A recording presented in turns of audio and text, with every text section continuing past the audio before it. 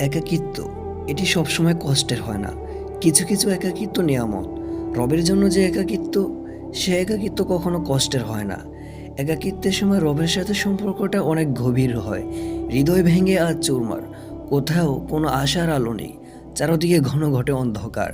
কোথাও কেউ নেই, জায়নামাজে বসে অস্ত্র জোড়াচ্ছে। সেই অস্ত্র এসে সান্ত্বনা দিচ্ছে। হে ব্যথিত হৃদয়, কষ্ট পেও না, তোমার রব সব দেখছেন। মনের ভিতর জমে আছে এক সমুদ্র পরিমাণ কষ্ট। সেই কষ্টের কথা তোমার রব জানেন।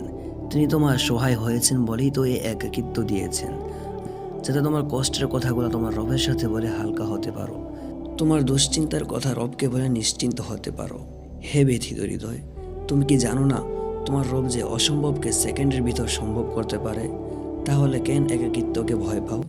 যে একাকিত্ব বারবার রবের দিকে নিয়ে যায়, বারবার রবকে স্মরণ করিয়ে দেয়। আপনার আল্লাহ আপনাকে কখনোই ছেড়ে যাবেন না। আপনার আল্লাহ আপনার জন্যই যথেষ্ট। হে ব্যথিত হৃদয়, কষ্ট পেও না। শীঘ্রই তোমার রব তোমাকে এত দিবেন যে তুমি সন্তুষ্ট হয়ে যাবে।